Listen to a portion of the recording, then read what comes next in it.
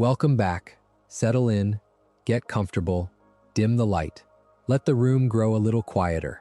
Tonight we are going to drift through the entire cosmic hierarchy of the Marvel Universe, from the top of existence down to the strange forgotten beings at its edges, and we are going to do it slowly, at a pace built for the last hour before sleep. There is a moment in Fantastic Four issue 511, published in 2004, where two characters find themselves standing in front of God. Not a god, not a cosmic force wearing the shape of a god. God, the supreme creative intelligence behind every atom in every universe Marvel has ever imagined. And when the artist drew that face, he gave it the face of Jack Kirby, the man who designed Galactus, the man who invented the Celestials, the man who built more of the Marvel cosmos in a decade than most people could build in several lifetimes. There he is, sitting quietly behind all of it, looking at his creation with the calm expression of someone who has seen everything and has long since stopped being surprised by any of it. That image, honestly, is the key to understanding what Marvel's cosmic mythology is actually about. It is not about power levels. It is not about beings who could beat other beings in a fight. It is about something much stranger, and to my mind, much more interesting than that. It is about the architecture of meaning, about a fictional universe that decided to take questions about existence, mortality, creation, and destruction seriously, and then answered those questions by building a hierarchy of entities so vast and so carefully structured that the human characters at the bottom of that hierarchy feel, by contrast, almost achingly small. And yet, this is the part that matters. Those human characters are always the ones who end up deciding how the story goes. Marvel's cosmic mythology is, at bottom, the story of a universe that keeps choosing life even when death would be easier. The beings who populate that mythology, from the one above all at the top all the way down to the elders of the universe, obsessing over their single hobbies at the edges of space, are all, in one way or another, expressions of that same argument. Welcome to Quiet Marvel. Get comfortable. This one goes deep, and there is a lot of ground to cover. Let us drift into it together. Before anything else existed, before the stars, before the galaxies, before the concept of before had any meaning at all, there was one thing, just one, a single consciousness so vast and so complete that there was nothing else to compare it to. No space outside it, no time before it, just this one aware presence, and the silence of everything being perfectly, utterly, and unendurably alone. This is where the Marvel cosmos begins.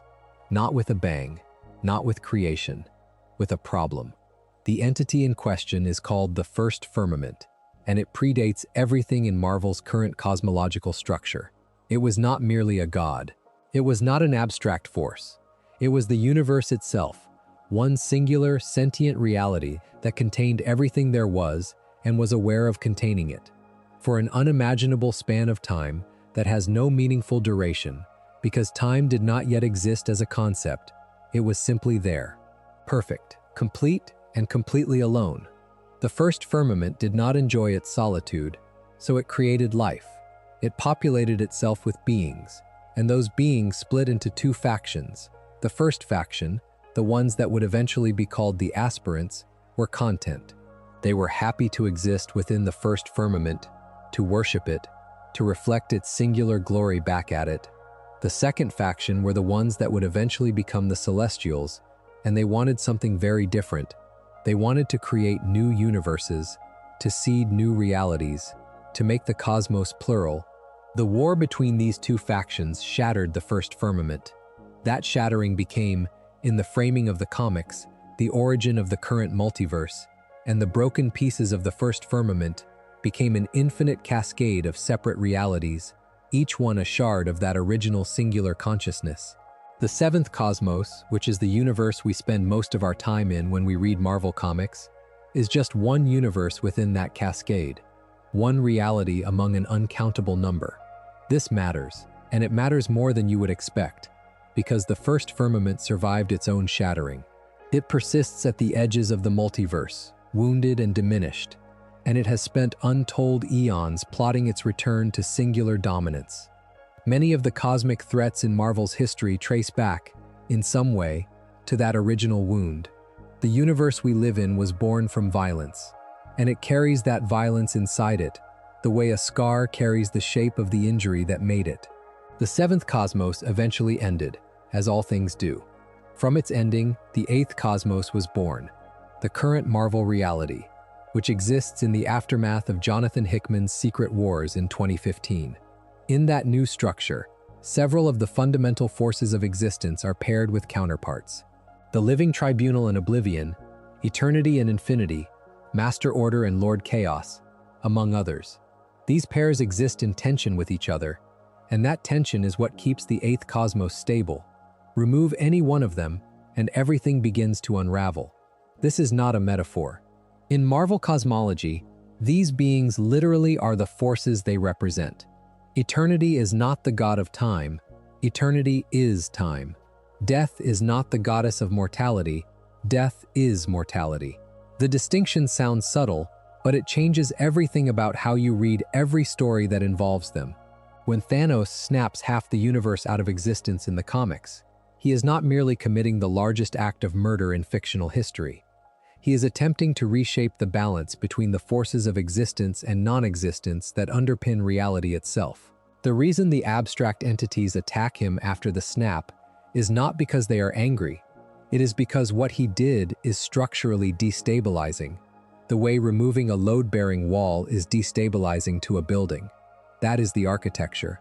At the very top of it, there is a being that almost defies description. The one above all is Marvel's equivalent of God. Not a god, but the supreme creative intelligence behind all of existence. The source, the origin point, the thing that was not created because nothing could exist prior to it to do the creating. It is omnipotent, omnipresent, and omniscient in a way that none of the other cosmic entities in Marvel's hierarchy can claim. Even eternity, even the Living Tribunal, even the assembled might of every abstract entity in existence, all of it is less than the one above all, in the same way that a painting is less than the painter. The being's most famous appearance is in Fantastic Four issue 511, published in 2004, written by Mark Waid with art by Mike Wieringo. And the creative choice made in that issue is one of the most quietly affecting decisions in Marvel's cosmic mythology. When Reed Richards and Ben Grimm find themselves in the afterlife searching for Ben's deceased older brother, they eventually come to stand in the presence of the Supreme Being itself. The face that the being shows them is the face of Jack Kirby. Think about what that actually means. Jack Kirby co-created the Fantastic Four in 1961 with Stan Lee. He designed Galactus, the Celestials, the Watchers, and a dozen other cosmic entities that form the backbone of everything this video is about. When Marvel's writers wanted to put a face on God, on the one being behind everything, they chose to honor the man who had functionally created so much of that everything. The one above all, in that image, is a cartoonist, a creator, someone who built worlds by imagining them and drawing them onto a page. The meta-commentary is gentle and enormous. The God of the Marvel Universe is, at some level, a stand-in for the people who write and draw these stories. Creation is the divine act. Imagination is the divine power. I love that choice, sincerely. Of all the ways to depict the top of the hierarchy, the writers picked the person who actually invented the top of the hierarchy. That is not a joke. That is a thank you letter. The one above all has only one servant in the conventional sense. One entity it has designated to speak and act on its behalf. That entity is the Living Tribunal, and the Living Tribunal exists specifically to maintain balance across all realities of the multiverse. Even the Living Tribunal, though, acts within the framework established by the one above all. It does not create law. It interprets and enforces law that was set in place before interpretation was needed. There is also a darker counterpart to the one above all, a being sometimes called the one below all, said to reside in what the comics call the below place, a domain beneath even the underworlds that characters like Mephisto operate in. The one below all is described as the evil mirror of the creative force, not a separate god, but the dark side of the same divinity, the destructive impulse that exists in every creative act, the void into which every created thing eventually falls. There is a Hulk storyline that connects Bruce Banner to this entity in disturbing ways, suggesting that the Banner and Hulk duality is a mortal echo of the creative and destructive duality at the top of existence itself. Some sources also reference a being called the Fulcrum, which may be another aspect or face of the One Above All, the part that chooses to observe rather than intervene, to watch the story unfold rather than direct it. The Fulcrum is disputed and uncertain enough that it is better held loosely, as a possibility rather than a fact, but it fits the overall pattern. The supreme being of the Marvel Universe is not a singular, simple point of authority. It is a complex, faceted thing, and different stories illuminate different facets of it. What the One Above All is not, and this is worth stating plainly, is an active participant in most of Marvel's stories. It does not intervene, it does not take sides, it watches, and occasionally it speaks, but the texture of its voice is always the same: vast, patient, and quietly compassionate. When Peter Parker's world falls apart in one particular story, and the narrative eventually brings him into proximity with the divine, what he encounters is not judgment, it is understanding. That is the One Above All's most consistent characteristic, not power, not authority. Compassion at a scale that makes individual suffering feel, paradoxically, both more significant and more bearable. That specific combination, total authority and genuine care, is what makes this being the right entity to sit at the top of the hierarchy. It makes everything below it feel like an expression of the same basic premise. The universe cares. However violently, however indifferently the universe seems to behave at the level where people actually live, somewhere above the clouds, at the absolute highest altitude of existence, there is a thing that cares. Standing between the One Above All and everything else in the cosmos is the Living Tribunal. Not below it exactly, more like in front of it. A screen, a translator, an interpreter. The face that the supreme creative intelligence shows to the rest of the cosmos, and the mechanism through which its will is expressed without the reality-shattering power of direct intervention. The Living Tribunal made its first appearance in Strange Tales issue 157, published in June of 1967, with a small cameo on the final page, before its full appearance in the following issue. It was created by Stan Lee alongside artists Marie Severin and Herb Trimpe, and it appeared in a storyline that ran across several months in that year. The basic premise of that debut is remarkably direct. The Living Tribunal appears before Doctor Strange and gives him a limited time to prove that Earth deserves to continue existing. If Strange cannot make the case, the Tribunal will erase it. That setup, the cosmic judge giving humanity a deadline to prove its worth, tells you almost everything you need to know about the Living Tribunal's function. It does not destroy worlds out of malice. It does not protect worlds out of sentimentality. It makes decisions based on an analysis of cosmic balance so comprehensive that individual human concerns can barely factor into the calculation. It is the personification of impartial judgment at a scale where impartiality is the only thing that actually makes sense. The Living Tribunal's most iconic visual characteristic is its three faces, or more precisely, its three-sided head, each face representing one of the three qualities that inform all of its judgments. Those three faces are equity, vengeance, and necessity. Equity is the face of perfect fairness, the weighing of facts without emotional bias. Vengeance is the face of consequence, the understanding that violations of cosmic law produce proportional response. Necessity is the face of inevitability, the acknowledgement that some things must happen regardless of whether any party in the matter desires them. The third face, necessity, is always shrouded. It is never shown. The implication of that choice is profound. The face of inevitability cannot be seen because the things that must happen are not revealed in advance. You cannot look at necessity directly. You can only experience its results after the fact. There is something about that design that I have always found genuinely unsettling in the best possible way. It is the kind of choice a writer makes when they trust the reader to do the last piece of the imagining themselves. The Living Tribunal's power is described as virtually limitless. It can erase entire realities. It can manipulate matter and energy at a scale that makes planetary destruction look like knocking over a glass of water.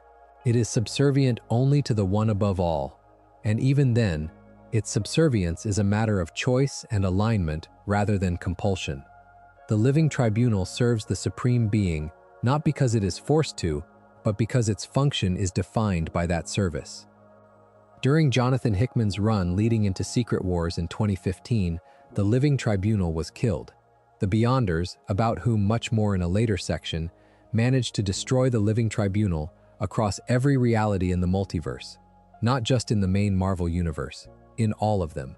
The cosmic judge that had existed since before the current cosmos, that had maintained the balance of all realities since their inception, was killed in a coordinated attack of such scope and precision that it remains arguably the most significant cosmic death in all of Marvel history.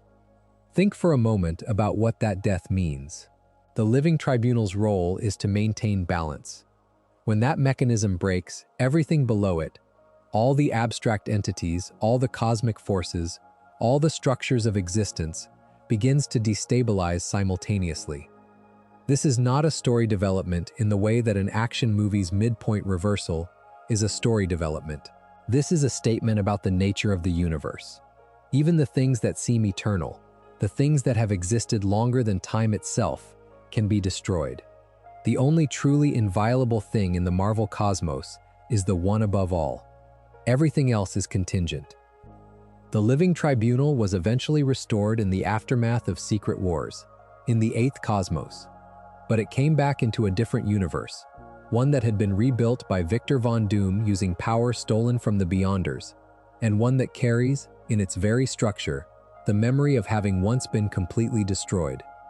That memory changes things. An entity that has never experienced death cannot fully understand what it protects.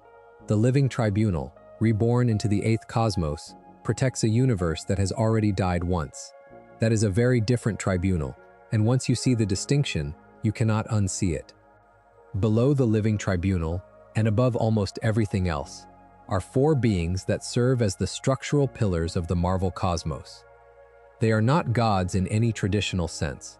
They are not even quite individuals, in the way that word usually works.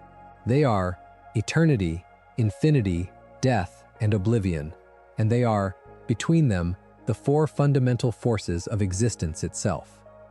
Eternity is the first and arguably the most central of the 4. It made its first appearance, or something very close to an appearance, in Strange Tales issue 134, published in July of 1965. The full visual manifestation came in Strange Tales issue 138, published in November of that same year, created by Stan Lee and Steve Ditko. The context was Doctor Strange appealing to Eternity for help against Dormammu, who was threatening to overwhelm Strange's power. That origin is telling. Eternity did not appear to destroy an enemy. It did not show up to deliver judgment. It appeared because a human being, facing something too large for him to handle alone, asked for help, and Eternity responded. This is the being that literally is the universe, the sum total of all life in the Marvel cosmos, expressed as a single awareness, and it chose to help a mortal sorcerer because he asked sincerely. That, I think, is the whole thesis of Marvel cosmic storytelling in one small scene. Eternity embodies time in the way that only Marvel cosmic entities embody abstract concepts. It is not the personification of time in the way that a Roman god of time is a personification. It is time, functioning as a being, able to walk and speak and act. Its power set reflects this completely.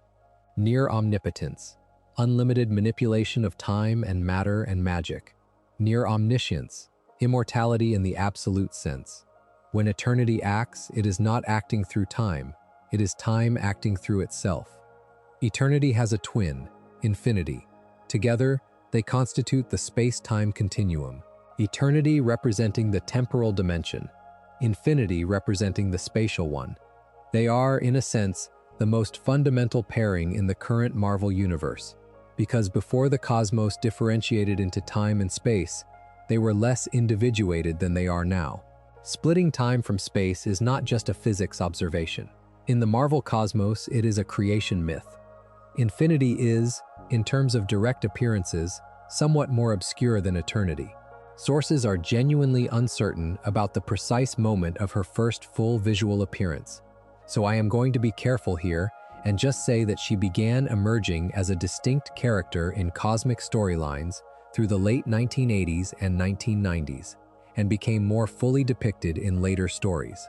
She is the embodiment of space, infinite, boundary-free, extending in every direction without end.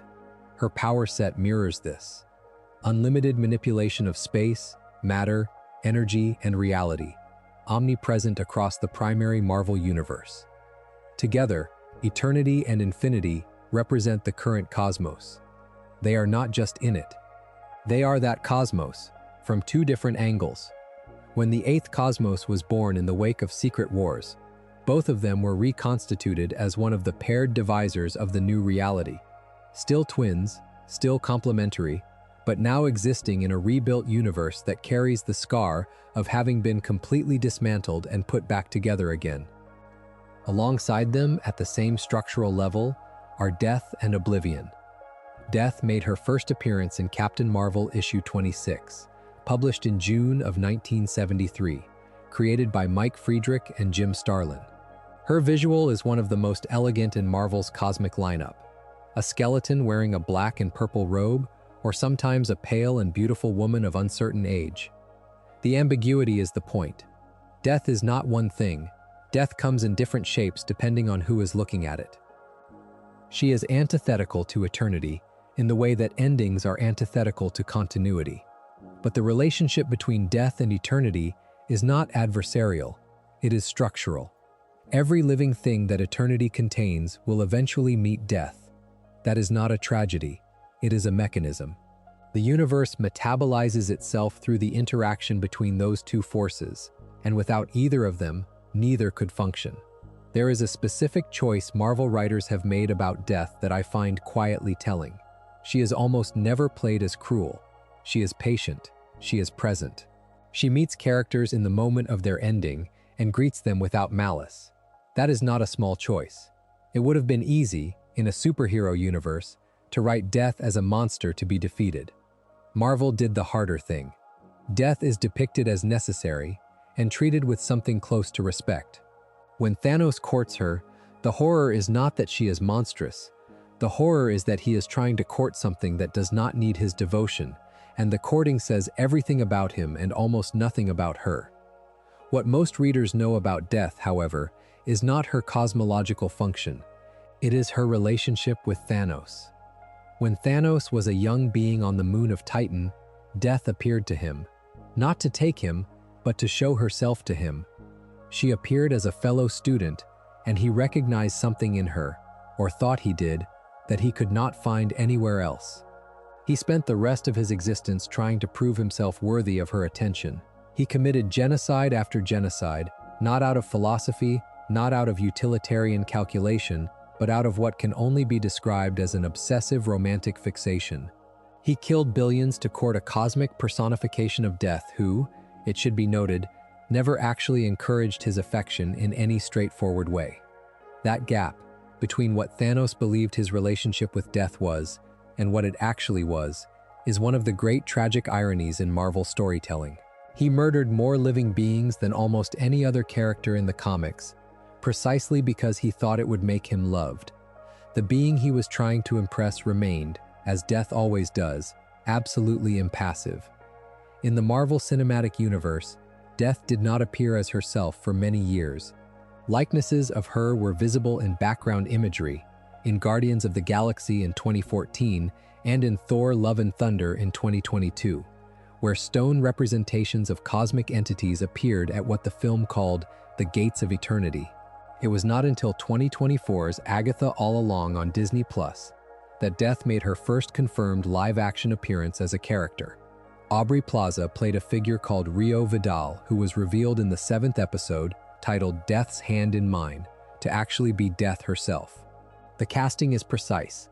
Plaza has always excelled at portraying a specific kind of dispassionate, slightly amused distance, which is exactly the affect of a being that finds human urgency comprehensible but not particularly moving.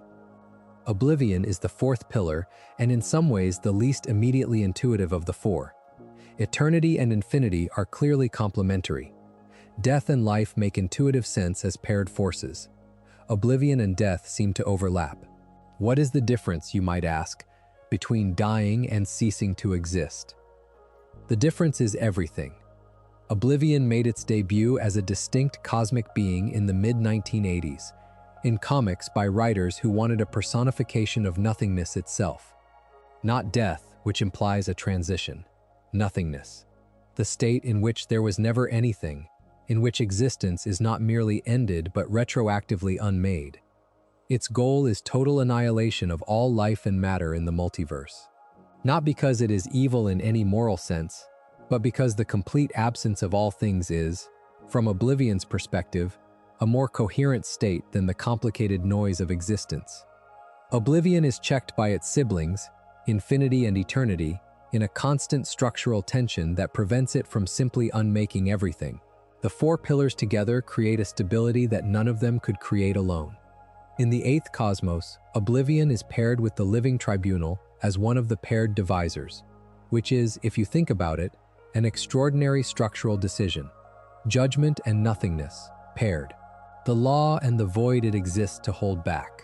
That pairing contains within it a whole philosophy of what cosmic governance means.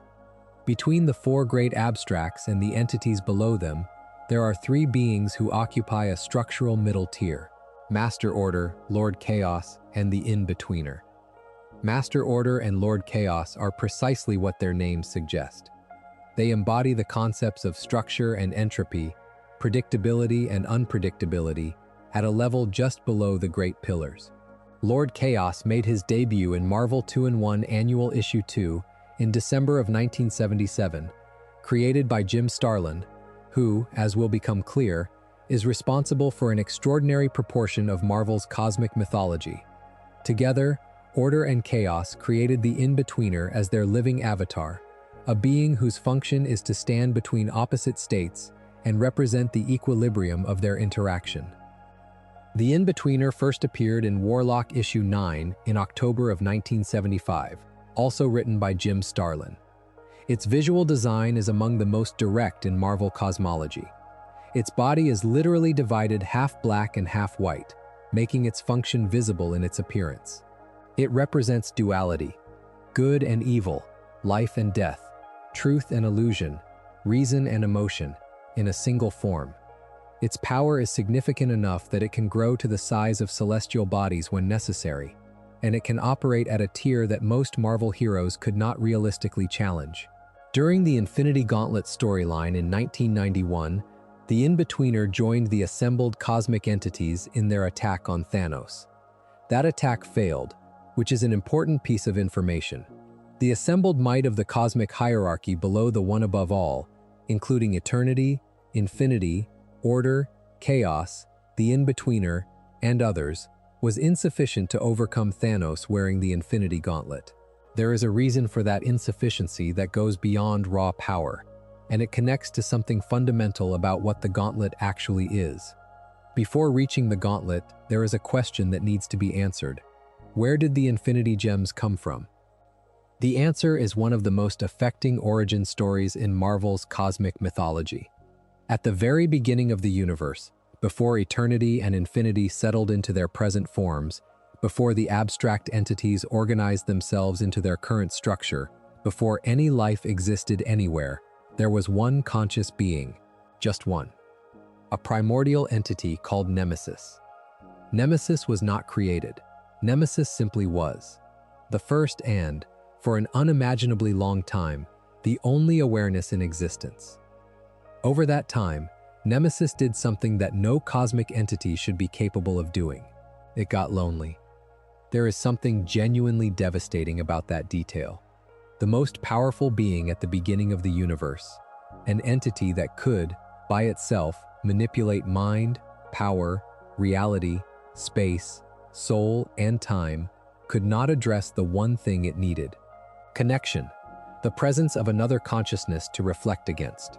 Nemesis had everything except company, and the absence of company made everything else meaningless. So Nemesis destroyed itself.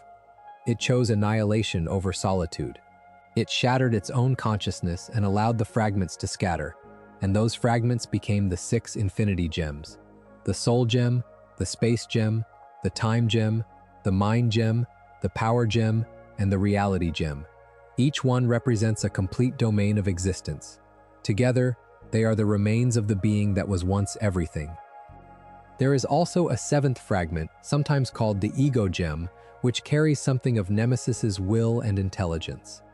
This one exists in a more complicated narrative space, connected to a 1990s crossover, and can be held somewhat separately from the primary 6. The concept still matters. Not all of Nemesis dissolved into inanimate power. Something of its consciousness survived, waiting. When all 6 infinity gems are brought together, and when the 7th fragment is added to them, Nemesis reconstitutes itself.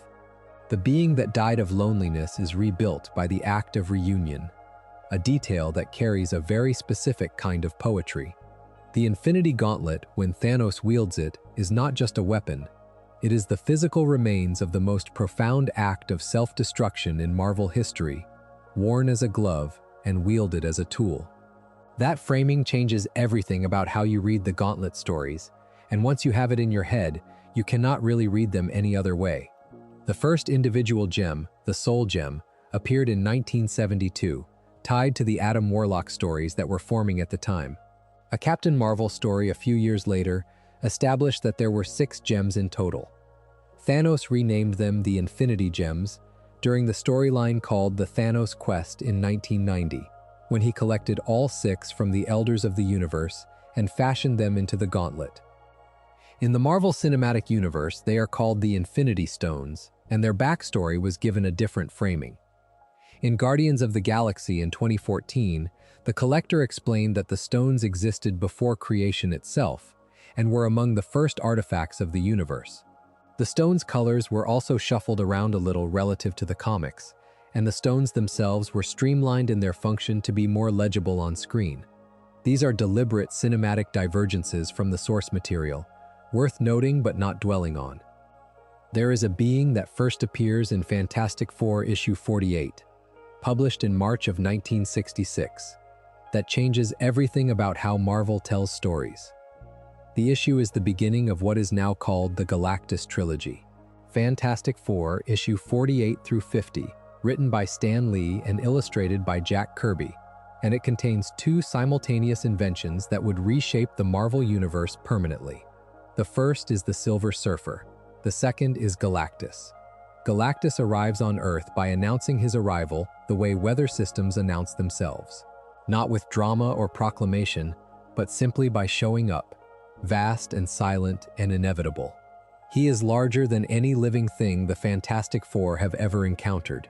He does not respond to their attempts at communication with anything that resembles recognition of their scale. They are, to him, approximately what bacteria are to a human surgeon. Present, noted, not particularly relevant to the operation at hand. The standard reading of the Galactus trilogy is that it is a story about a god coming to destroy Earth and being stopped. That reading is not wrong, but it misses what Stan Lee and Jack Kirby were actually doing. Galactus is not a villain. Later comics eventually confirmed that Galactus is understood as a necessary force of cosmic balance. He is the midpoint between life and death, at a scale nothing else in the cosmos can occupy. He consumes planets because he must, not because he chooses to. The distinction, once you see it, is everything.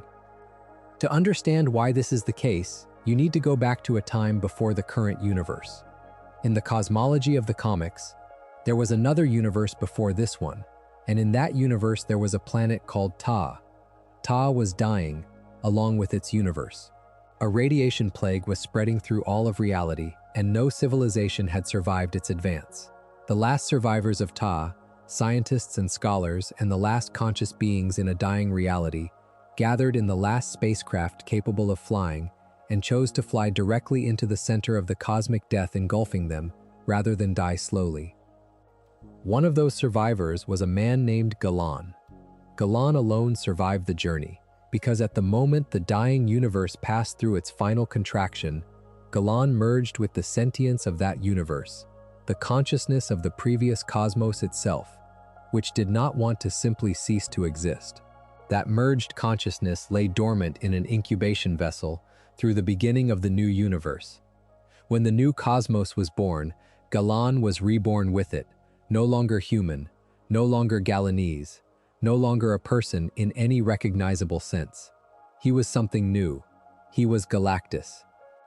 The being that emerged consumed life energy because that is what the merged consciousness of an entire dead universe requires to maintain itself. It is not hunger in the way that starvation is hunger. It is closer to entropy, a vast system requiring energy input simply to persist. Galactus consumes planets not because he is evil, but because the alternative to consuming planets is ceasing to exist entirely. In certain storylines, the cessation of Galactus leads to a cosmic sickness spreading through the universe, an absence where there should be a presence, a gap in the structural balance that cannot be patched by anything else. He was designed by Stan Lee and Jack Kirby in 1966 to be something that broke the mold of what a supervillain was. He was not trying to take over the world. He was not trying to defeat the heroes. He did not have a scheme. He had a need, and the need was so enormous that the hero's efforts to stop him felt, for most of the Galactus trilogy, almost quaint. Every list of great Marvel antagonists eventually finds a place for him near the top, and that placement acknowledges his function as antagonist, while also, implicitly, recognizing that he is not quite a villain in the conventional sense. The beings who serve Galactus as heralds, transformed by the power cosmic and sent ahead to find new planets for him to feed on, are themselves among the most interesting figures in the cosmic mythology. The most famous is Norrin Radd, who became the Silver Surfer. Others include Gabriel Lan, who became Airwalker, Pyreus Krill, who became Firelord, a warrior named Terrax the Tamer, whose weapon of choice was an axe that let him move continents around, a human woman named Frankie Ray, who became the herald called Nova and who chose the role of her own free will rather than being pressed into it, a herald known as Morg the Executioner, who came out of a genocidal warlord background and never quite left that background behind, and the one retroactively identified as the very first herald of all, the Fallen One, whose story is darker and more complicated than most. The Fallen One is worth pausing on because he is the herald who did not work out. In the comics, he was cruel where later heralds were odd, and he treated his cosmic power as license rather than as duty. Galactus set him aside, and later heralds inherited a job that had already been shaped, in part, by the mistakes he made. That is a very specific kind of origin story, and I have always found it more affecting than most origin stories of that kind. You are not the first hand this job was given to. You are just the one who took it seriously. Galactus is not selective about his heralds in the way that a general is selective about officers. He transforms them, imbues them with cosmic power sufficient to traverse the galaxy, and sends them out. What they were before, their histories, their attachments, their loyalties, is subsumed beneath the singular purpose he gives them. They become, in effect, extensions of his will, as much as they remain themselves at all. Norrin Radd was an astronomer on the planet Zen-La when Galactus came. Zen-La in that period was, in the framing of the comics, a paradise, a civilization so advanced that its inhabitants had grown bored of their own perfection. Norrin Radd was one of the few who chafed against that boredom, who watched the stars and wondered why anyone would choose to stay still with so much still to see. He was engaged to a woman named Shala Bal, who loved him and did not understand his restlessness, and who would spend the rest of her long life carrying the memory of the man who left. He offered himself as herald in exchange for Galactus sparing his world, and Galactus agreed. That negotiation tells you something interesting about Galactus. He made the deal. He had the power to simply destroy Zen-La and take whatever herald he found next. He chose to negotiate, which suggests something beneath the vast indifference, some recognition of the capacity for self-sacrifice that Norrin Radd demonstrated. Galactus transformed him. He served as herald for a very long stretch of what humans would call time. The Silver Surfer made his first appearance in Fantastic Four issue 48 in March of 1966, and his creation is one of the better-known stories in comics history. Jack Kirby added him to the script without telling Stan Lee. Lee was reportedly surprised when he saw the pages. The Silver Surfer was not a planned character. He was an impulse, something Kirby felt the story needed without being able to articulate exactly why. That spontaneous creation would go on to become one of Marvel's most enduring characters, a figure who embodies the particular pathos of someone who gave up everything good about himself and then spent most of an eternity mourning it. The power cosmic that the Silver Surfer carries allows him superhuman strength, speed, and agility, makes him effectively immortal and invulnerable to conventional damage, and grants him the ability to self-heal from injuries that would destroy anything else. He surfs through space on a board of cosmic silver, which sounds absurd, stated directly, and somehow does not feel absurd at all once you have seen it depicted. The board is an extension of his self. He steers it with a thought. In the Galactus trilogy, when the Silver Surfer led Galactus to Earth and then was moved by the compassion of Alicia Masters, the Fantastic Four's ally, to rebel against his master and help humanity, Galactus responded by trapping him on Earth. The punishment was appropriate to the crime. The Silver Surfer loved humanity enough to betray Galactus for it, so Galactus gave him humanity forever and took away the stars. That is one of the most quietly cruel punishments any comic has ever depicted, and it works because it is not delivered as cruelty. It is delivered as symmetry. You wanted these people. Have them. Only them. The Silver Surfer eventually escaped that imprisonment, and during the Annihilation event of 2006, he rejoined Galactus as a herald. But that is a story for a later section. There is another consequence of Galactus's absence from the cosmos that later Marvel storytelling drew on, and it is worth noting here even though the full development belongs to later runs. In stories like the Thanos Imperative, the writers proposed that a reality parallel to the main Marvel universe existed where death itself had been abolished. Every living thing there had become an immortal, driven mad by the absence of any natural end and hungry to spread into other realities. That cancerous universe, sometimes called the Cancerverse, was held back in part by the balance that Galactus maintains. He is not a hero, he is not benevolent, but without him, and without a functioning death, life spirals into something even worse than death. That is one of the strongest arguments the mythology has ever made for the idea that balance, not victory, is the goal. The beings who stand alongside Galactus in terms of world-shaping power, if not in terms of cosmic necessity, are the Celestials, and they represent perhaps Jack Kirby's most ambitious contribution to the Marvel cosmos. The Celestials made their first appearance alongside the Eternals themselves in the Eternals issue 1, published in July of 1976. Kirby created them during a period when he had returned to Marvel after his stint at DC, and they bear the marks of his grandiose, almost mythological imagination. They are humanoid in form, but the word humanoid barely captures what they are. Their average height is roughly 2,000 feet, or about 600 meters. Armored, silent, utterly inert in their expression, they stand on planets the way statues stand in plazas. Present, enormous, and deliberately unresponsive to the scale of what surrounds them. The Celestials created the Eternals, a race of near-immortal beings, approximately 1 million years ago through genetic experimentation on early humans. They also created the Deviants, through the same experiments. The Eternals were one successful outcome of this program. The Deviants were another kind of outcome. Ordinary humans exist somewhere in between, a third product of the same experimentation, the one that was perhaps the most interesting to the Celestials because the most unpredictable. In some later cosmic storylines, the origin of the Celestials was tied back to the First Firmament. The beings that eventually became the Celestials were the faction that wanted to create new universes rather than simply worship the original one. They are, in that framing, one of the reasons the multiverse exists.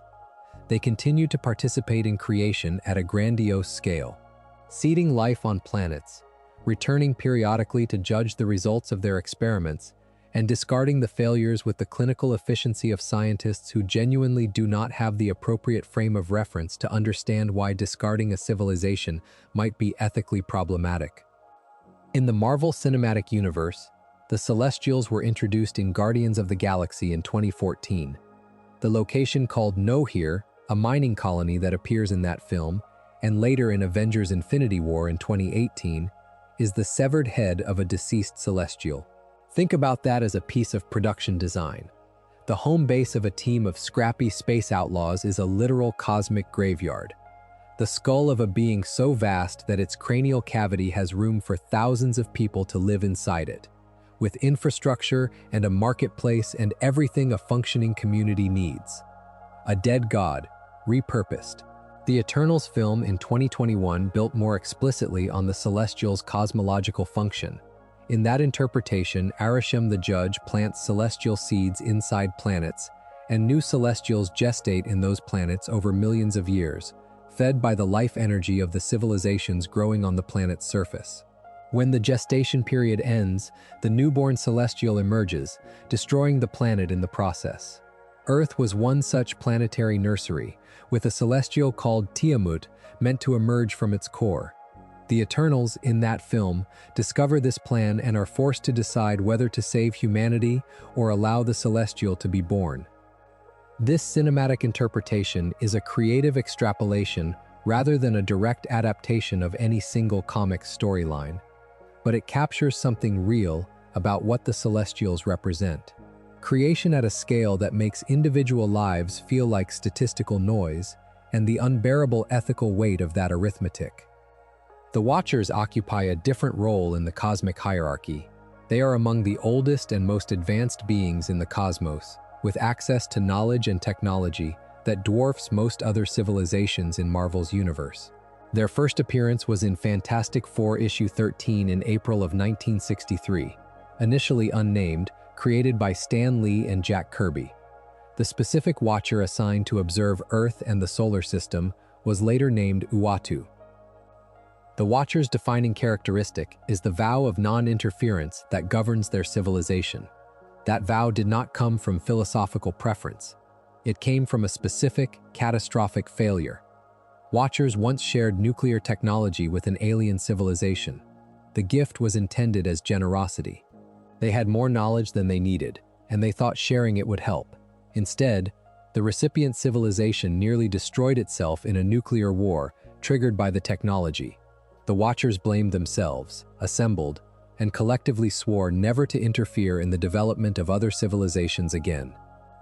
That is a meaningful backstory, because it makes the vow feel like guilt rather than principle. The Watchers do not observe because they believe observation is inherently superior to action. They observe because they tried action once, and it went wrong. There is a melancholy in that. The largest and most knowledgeable civilization in the cosmos reduced to watching, because the one time they tried to help, people almost died.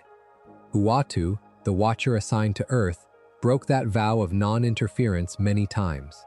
Not once, not occasionally, but repeatedly, over the course of decades of stories, almost always on behalf of Earth and the humans on it. He warned the Fantastic Four about Galactus. He guided the X-Men through a moment of catastrophe. He appeared to Reed Richards more than once with information he was, strictly speaking, not supposed to be sharing. Later comics went as far as to have another Watcher explicitly enumerate his violations, and the tally, whatever its exact number, was large enough to embarrass him. Uatu did not care. Or rather, he cared very much, and that was the problem. There is something both funny and deeply genuine about that pattern. The Watcher assigned to the most chaotic, conflict-saturated, continuously interesting planet in the Marvel cosmos could not maintain the dispassion that his civilization's philosophy required.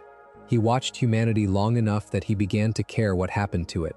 Caring, inevitably, led to involvement. The vow of non-interference is easier to keep when you are watching beings you do not recognize as worthwhile. Uatu recognized something in the humans he observed, and that recognition cost him his vow again and again and again. In the 2014 storyline Original Sin, Uatu was murdered. His eyes, which contained everything he had ever witnessed, were removed, triggering a mystery that unfolded across a major Marvel crossover. The death of the Watcher is, among other things, a statement about the price of accumulating too much knowledge in too vulnerable a form. In the Marvel Cinematic Universe, Uatu appears voiced by Jeffrey Wright as the host of the What If animated anthology series, which began on Disney Plus in 2021 and has continued since. In that version, Uatu is a formal, precise, initially inflexible embodiment of the non-interference principle, and the series is, in some sense, about watching him realize that non-interference has limits, that there are moments when the act of watching is itself a choice with consequences. Before Galactus, before the Celestials, before any of the world-shaping entities that came after, the current cosmos had caretakers. They were called the Proemial gods, a collective of beings that emerged at the very dawn of the current universe, whose purpose was to maintain what the comics call cosmic consonance. They were the first stewards, the first maintenance crew, the beings whose job it was to ensure that the new universe ran correctly while it was still young enough to need supervision. Most of them are gone now. A civil war among the Proemial gods, triggered by a being called Diablerie of Chaos, whose ambition exceeded his mandate, destroyed nearly all of them. Two survivors from that conflict, Tenebris and Aegis, were imprisoned by Galactus in a facility at the edge of space called the Kilin. Tenebris and Aegis first appeared in Annihilation Silver Surfer issue 3 in August of 2006, and their appearance in that storyline is a remarkable pivot. These are beings who predate Galactus, who were old when Galactus was still Galan of Ta in a different universe, and yet Galactus managed to imprison them. The implications for Galactus's actual power level are significant. He is not merely a cosmic force that consumes planets. He is a cosmic force capable of containing beings that predate the universe he exists in. During the Annihilation event in 2006, Tenebris and Aegis escaped from the Kilin. Thanos, who was operating within the Annihilus faction at the time, led them to Galactus. Tenebris and Aegis defeated both Galactus and the Silver Surfer, and handed them over to Annihilus. Read that sentence again. Two ancient beings that Galactus had imprisoned defeated Galactus himself. This is not a result that readers could have predicted. Galactus is among the most powerful entities in the Marvel Universe, and the Annihilation event made clear that his imprisonment of the Proemial gods was not a permanent solution. It was a temporary one that required the kiln to remain operational. When the kiln fell, the prisoners came out angry. Aegis did not survive the events following Annihilation. She died during a battle related to the Fault, a tear in space-time that became a major crisis in the years after Annihilation. Tenebris's fate is more ambiguous. What the Proemial gods represent, collectively, is the forgotten infrastructure of the cosmos. The generation of caretakers who came before the current order, whose work made everything else possible, and who were consumed by the same destructive impulses that they were supposed to contain. The Beyonders are something different from everything else in Marvel's cosmic hierarchy, and different in a way that the other entities are not. While most cosmic beings exist within the structure of the multiverse, from the one above all at the summit, all the way down to the Proemial gods in their ancient roles, the Beyonders exist outside it. They come from a place beyond the multiverse's edge, a domain that has no formal designation within the cosmological order, because nothing within the cosmological order has direct access to it. There is an individual Beyonder, a specific being who first appeared in Secret Wars issue 1 in May of 1984, created by Jim Shooter and Mike Zeck, and then there are the Beyonders collectively, which are the same race but presented in a very different context. The individual Beyonder is straightforwardly one of the most powerful beings ever depicted in Marvel Comics. His origin, eventually revealed, connects to a lab accident involving a scientist named Owen Reese. Reese accidentally accessed the reservoir of energy that powers the Beyonders, and the energy that escaped that access imbued Reese with essentially infinite power, making him the Molecule Man, while the remaining energy gained its own sentience. That sentient remainder became the Beyonder. In Secret Wars 2, published in 1985, the Beyonder took human form and came to Earth. Curious about what mortal experience was like, He spent a year's worth of issues trying to understand desire, mortality, creativity, and all the things that beings of infinite power tend to find puzzling about the finite. He tried to build a machine to bake bread and got confused about why anyone would need one. He tried to become a hero and did not understand why heroism had to involve limits. He tried to build a personal relationship with an ordinary human accountant and could not quite work out why she was not automatically overjoyed to be chosen. Jim Shooter wrote those issues, and while Secret Wars 2 is often cited as one of the messier crossover events of its era, the underlying concept, what does omnipotence look like when it tries to be human, remains a genuinely interesting question, and I think the story deserves a little more credit than it usually gets. The Beyonders as a collective come from Jonathan Hickman's Avengers and New Avengers run, which ran from 2012 through 2015. In that storyline, the Beyonders were revealed to be the architects of the multiverse's destruction, not in the chaotic, grudge-driven way that most antagonists destroy things, but in a planned, coordinated, systematic way. They killed the Living Tribunal across every reality in the multiverse. They also destroyed eternity, infinity, and the other abstract entities throughout the multiverse at the same time, in a campaign so comprehensive and efficiently executed that it functions more like an extinction event than a conflict. The mechanism by which Doctor Doom and his allies stopped the Beyonders is itself a piece of cosmic engineering. Doctor Doom, Doctor Strange, and the Molecule Man of Earth, 616, gathered Molecule Men from across the multiverse, each one connected by his origin to the Beyonders' power source, and used them as a distributed bomb, killing the Beyonders. Doom then absorbed the Beyonders' power and used it to construct Battleworld, the setting of Secret Wars in 2015, a patchwork reality assembled from the remnants of destroyed universes. There are later comics that have played with the Beyonders' motivation, suggesting readings in which their actions were less straightforwardly malevolent than they first appeared. Whether any of that reframing sticks in later canon is genuinely uncertain, and I think it is better held as one possible interpretation of the Beyonders' motivation rather than established fact. One important connection. The energy that AIM used to create the first Earth cosmic cube, depicted in Tales of Suspense issue 79, published in July of 1966, was drawn from the Beyonders' power source in later retcons. The scientists who built the cosmic cube did not know what they were tapping into. They found a source of unlimited energy and channeled it. That source turned out to be connected to something much larger and much stranger than any Earth-based science could account for. Cosmic cubes, then, are not merely powerful artifacts. They are technology built on a foundation that reaches outside the multiverse itself. The concept of the cosmic cube deserves its own careful treatment. The original Earth cosmic cube was created by AIM in 1966, and it grants whoever holds it the power to reshape reality according to their will. A dangerous object, certainly, but one that seems finite and comprehensible in the way that powerful weapons tend to seem comprehensible. The deeper truth about cosmic cubes is that they are not stable objects. They evolve. They gain sentience. The Shaper of Worlds made its first appearance in Incredible Hulk issue 155 in September of 1972. It began as a cosmic cube, specifically a cube created by Skrull scientists, and gained sentience imprinted by the megalomaniacal emperor who used it.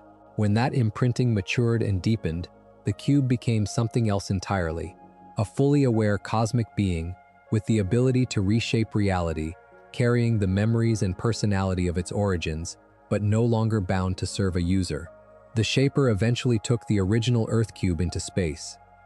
That Earth cube also evolved into sentience, becoming a being called Kubik, and Kubik is by all accounts a fully benevolent cosmic entity. Gentle, curious, carrying none of the aggression of the Emperor whose will shaped the Shaper of Worlds. Two cubes, two different evolutionary paths, two very different beings. The cube is not just its power. It is the will that shaped it during the period of its sentience formation. This suggests something about the nature of cosmic power more broadly. It is not the magnitude of power that determines what a being becomes. It is the character of the consciousness that forms around that power. Galactus became the devourer of worlds because the universe he merged with was dying and he absorbed its hunger. The Shaper became a reality-warping dream machine because the Emperor who used his cube wanted his dreams to be reality. Power takes the shape of the mind it inhabits. I think that is the single most useful key to Marvel cosmic storytelling, and I am going to keep coming back to it. Character shapes power. Power does not shape character. Every time these stories try to argue the reverse, they collapse into incoherence. Every time they hold that line, they find something true. If you are enjoying this drift through the cosmos, take a moment to subscribe to the channel. It really does help, and there is a lot more of this to come. Now let us keep going.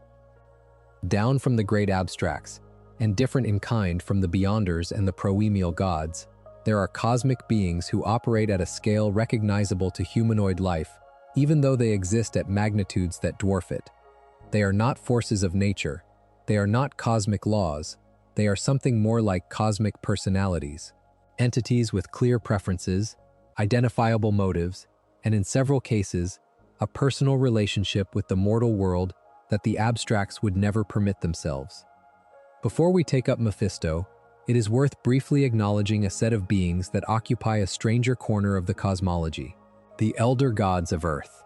In the framing of the comics, before humanity walked the planet, Earth's biosphere gave rise to a small group of vast, primeval intelligences that grew directly out of the biological energy of the young world. Most of them turned corrupt over time, feeding on one another, twisting into monstrous forms. Chthon, tied to the origins of chaos magic and the writing of the Darkhold, became the master of the dark arts of the ancient world. Satorak, whose name Marvel readers recognize from the incantation that empowers the Juggernaut, is another survivor of that first generation. Only Gaia, the Earth Mother, is generally described as remaining benevolent, sinking her consciousness into the planet's ecosystem so completely that she has, in essence, become the living Earth. The elder gods are not cosmic in the multiversal sense that eternity is cosmic. They are terrestrial, but they are old enough and vast enough that they belong in any honest catalog of the beings that share the Marvel universe with the great abstracts. And they matter to this story mostly as a reminder that not all of the mythology is imported from outer space. Some of it grew here, on this planet, in the deep past, and much of what walks the earth in Marvel's supernatural stories is descended in some form from what Chthon and his kin were and did. Mephisto made his first appearance in Silver Surfer issue 3 in 1968, created by Stan Lee and John Buscema. He is explicitly inspired by the Faustian demon Mephistopheles, the figure from Goethe's Faust, from Marlowe's Dr. Faustus, from the long tradition of literary devils who offer deals that seem favorable and are not. He rules a pocket dimension that functions as a version of hell. Not the Christian hell, with its specific theological architecture, but a domain of suffering that Mephisto maintains through the collection of souls. His primary tool is the Faustian bargain, and he is extraordinarily skilled at deploying it. He identifies what a person cannot bear to lose, or cannot bear to be without, and offers a transaction. The terms seem manageable. The consequences unfold over time in ways the person did not anticipate. The most well-known use of this mechanism in Marvel's recent history was in One More Day in 2007, when Peter Parker, unable to save Aunt May's life by any other means, accepted Mephisto's offer to erase his marriage to Mary Jane Watson in exchange for Aunt May's recovery. Parker agreed. The marriage was unmade. May lived. Mephisto is not a cosmic entity in the same sense that eternity or death is a cosmic entity. He does not represent a fundamental principle of existence. He is a very old, very powerful extra-dimensional being who has chosen to operate primarily through temptation and contractual exploitation. What makes him cosmologically relevant is his age, old enough to have menaced what the comics have depicted as prehistoric Avengers of 1 million years ago, and his persistent focus on the mortal world. He is not interested in the great abstractions. He is interested in individual souls. That focused, personal interest makes him, in some ways, more threatening than entities with much more raw power. The Stranger is a being of cosmic power level who operates in a register more strange than threatening. His first appearance was in X-Men issue 11 in May of 1965, created by Stan Lee and Jack Kirby. Yet another entry point where Kirby's cosmic imagination was reaching into areas that the comic would not fully explore for another decade. The Stranger's origin has been given more than one version over the years. In one telling, he is a composite being, formed by the fusion of billions of minds from a planet in the Andromeda Galaxy that had been destroyed by an expansionist civilization. In other tellings, he is presented as something older and more solitary. What every version agrees on is that he is not what he pretends to be. His scale is greater than his behavior suggests, and his interests are stranger than a simple villain's. His power rivals that of Galactus and the Celestials. Levitation, force fields, size shifting, molecular manipulation, the ability to travel at light speed. But his primary interest is scientific. He maintains what he calls a laboratory world, a planet where he keeps specimens of various life forms, studying them with the detached curiosity of a researcher who has lived long enough that ethical considerations about his subjects have become abstract. He is not cruel by intent. He is amoral by scale. The individual beings in his collection are data, the way individual cells are data to a biologist. Ego the Living Planet is something even stranger than the Stranger. It first appeared in Thor issue 132 in September of 1966, created by Stan Lee and Jack Kirby, and it is exactly what the name suggests. A planet that developed consciousness over millions of years within a region of space called the Black Galaxy. Not a planet with a consciousness living inside it. The planet itself as a unit, as a single integrated entity, developing awareness. Its powers follow logically from what it is. Complete molecular control over its entire mass, which means it can reshape any part of itself at will. It can form tentacles and what the comics describe as antibody constructs, extensions of itself that function as defenders or attackers. It can manipulate weather across its surface. It can generate life. It possesses telepathy through what is described as its central brain, a literal structure at its core, the equivalent of a nervous system's central hub. In the Marvel Cinematic Universe, Ego appeared in Guardians of the Galaxy Volume 2 in 2017, portrayed by Kurt Russell. The casting choice of a handsome, charismatic, slightly too smooth older man doing real work in communicating what Ego actually is. The film reimagined him as the biological father of Peter Quill, which is not a comic's faithful detail, and had him identify as a Celestial, which is also not the comics version. In the comics, Ego is not a Celestial. He is a unique being, something that emerged spontaneously, without the engineering of any higher power.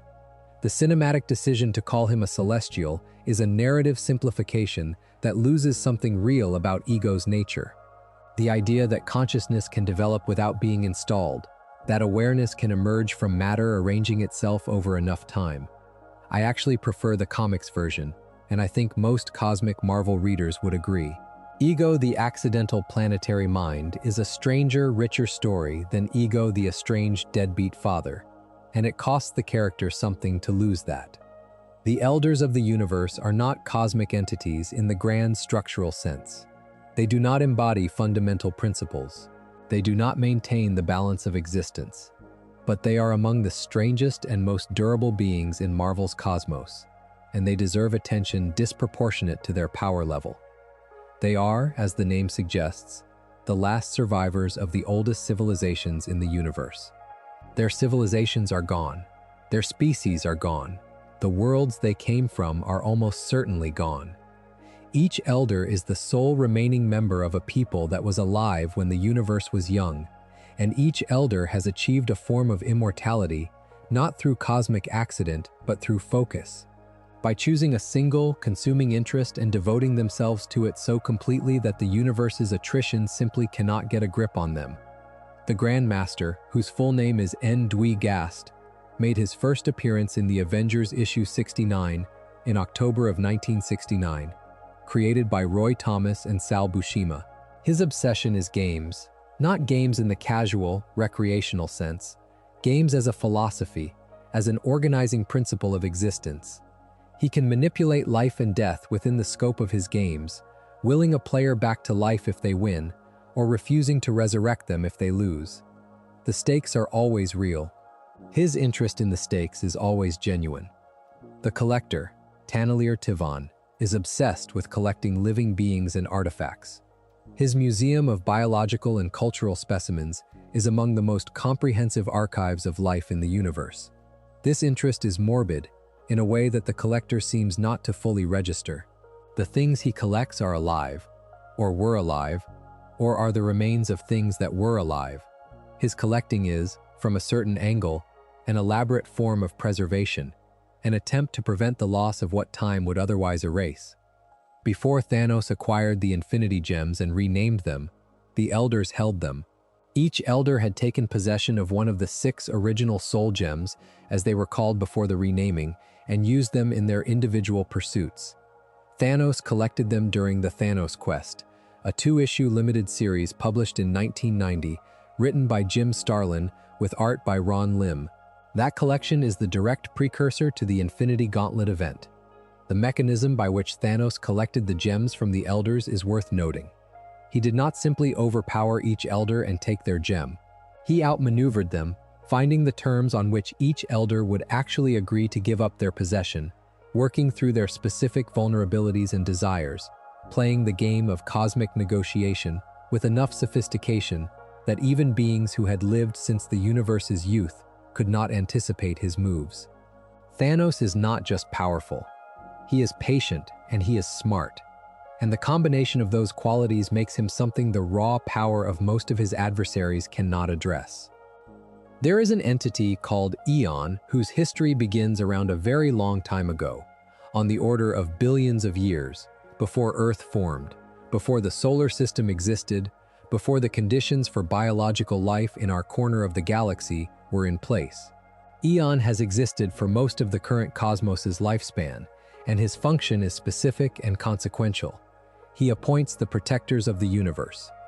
Eon made his first appearance in Captain Marvel issue 28 in September of 1973, created by Jim Starlin.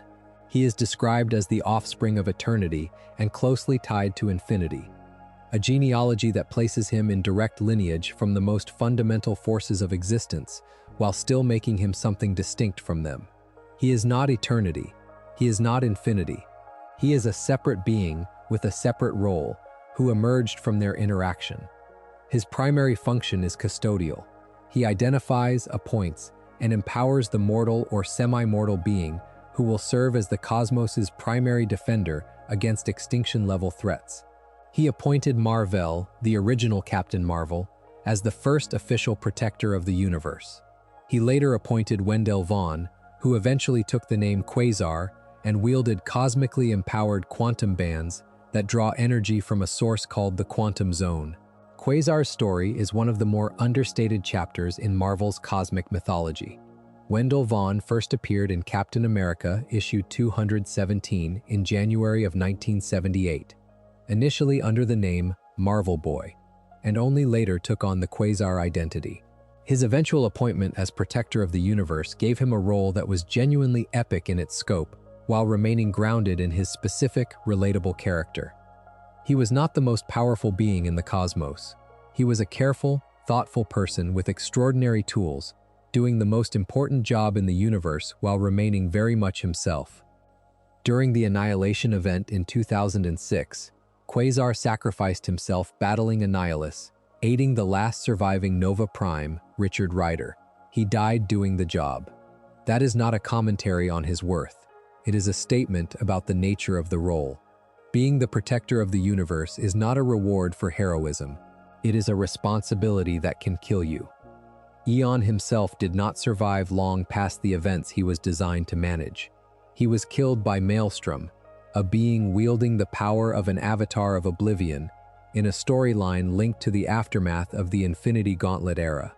But at the moment of Eon's death, something happened. His offspring was born, Epoch, a being who inherited Eon's role, born from Eon at the exact moment of his death, a succession so immediate that there was no gap in the custodianship at all. Quasar was designated as Epoch's protector in turn, extending the chain of service and protection that runs through this corner of Marvel's cosmology.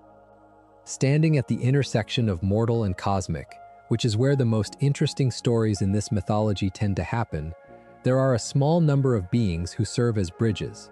They were born into something limited and became something much larger, but they retained, in the translation, something of what they were before. Adam Warlock is the most important of these. Adam Warlock was created by the Enclave, a group of scientists who wanted to build a genetically perfect human being. He was initially called Only Him, and his creation by Stan Lee and Jack Kirby appeared in Fantastic Four in 1967.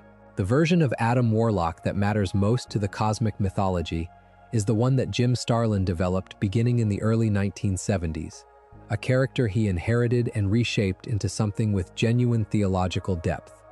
Adam Warlock came into possession of the Soul Gem, one of the original 6, bound to his forehead. The Soul Gem is the most unusual of the 6.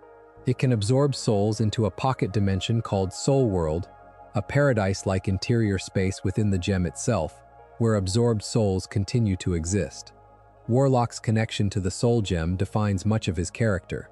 He is the avatar of life in the cosmic scheme, the counterbalance to Thanos, who is the avatar of death.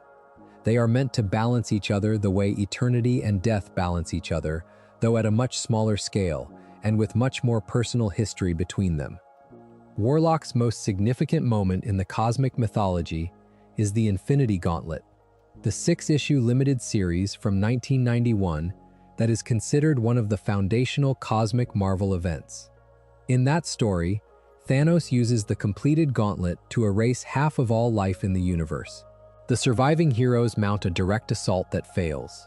The cosmic abstracts mount an assault that also fails.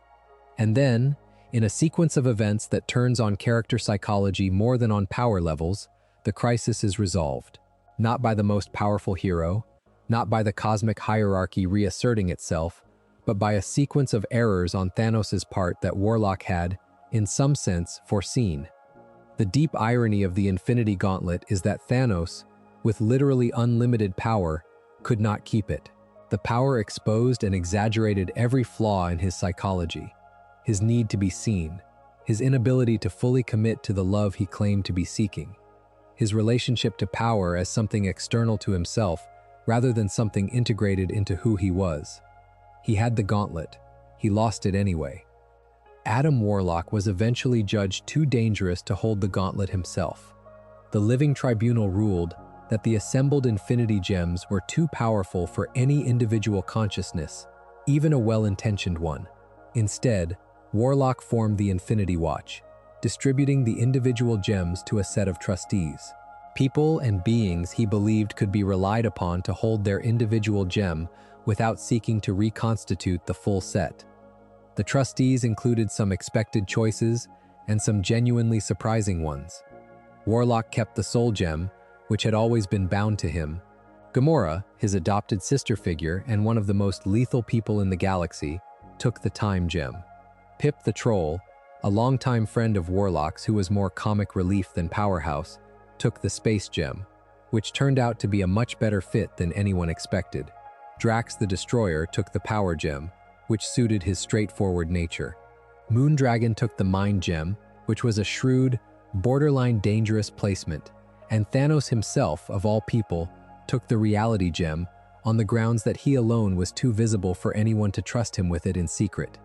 The logic of that last placement is quietly perfect. The person most likely to abuse a gem is also the person most likely to be watched every second, and being watched changes what a person will attempt. The distribution was itself an act of wisdom. The most dangerous object in the universe is safest when it does not exist as a complete object. Thanos is the character who more than any other defined what Marvel's cosmic mythology means to popular culture. He made his first appearance in Iron Man issue 55, with a cover date of February 1973, though the issue was likely on sale in late 1972, created by Jim Starlin, who co-scripted with Mike Friedrich. He appeared alongside Drax the Destroyer, which tells you something about the intentions behind his creation. He was introduced with his opposition already in place. The name Thanos comes from Thanatos, the Greek personification of death, and the concept that Sigmund Freud used to describe what he called the death drive in human psychology. Freud's Thanatos is the tendency within consciousness to seek a return to an inorganic state, to desire the dissolution of the self into nothingness. Starlin, who has spoken in interviews about the influence of a college psychology class on the creation of Thanos, built the character as a literalized version of that drive.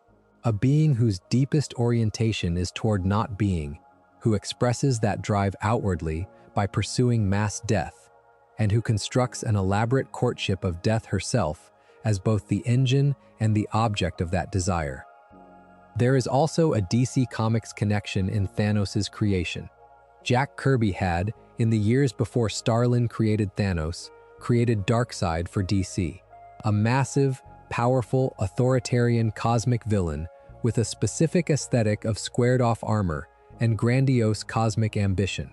When Starlin's editor Roy Thomas saw the initial design for Thanos, which Starlin has said he initially based more closely on Kirby's Metron than on Darkseid, Thomas told Starlin to make him look more like Darkseid. Starlin did. Thanos and Darkseid share lineage, in the same way that cousins share lineage.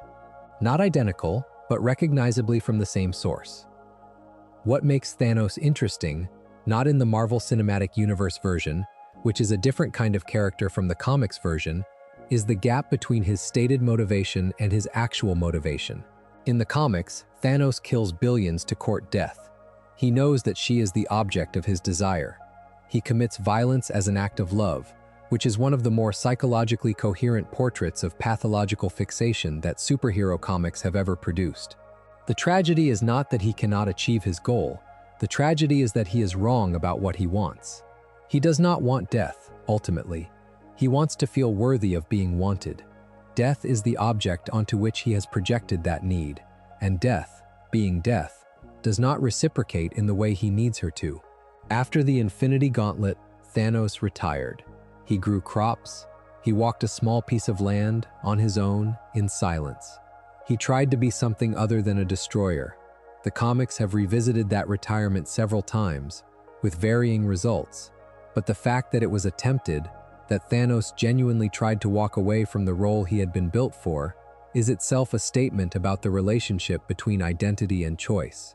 There is a subplot in the Infinity Watch era where Thanos, holding the reality gem, spends most of his time reading books and thinking about what he has done. That image, the mass murderer as retiree with a paperback in his hand, is one of the strangest and most affecting things Marvel has ever chosen to put on the page. Some characters cannot retire. Their nature does not permit it. Thanos found that out eventually. But for a while, he tried, and the attempt is part of what makes him a real character rather than just a monster with a face.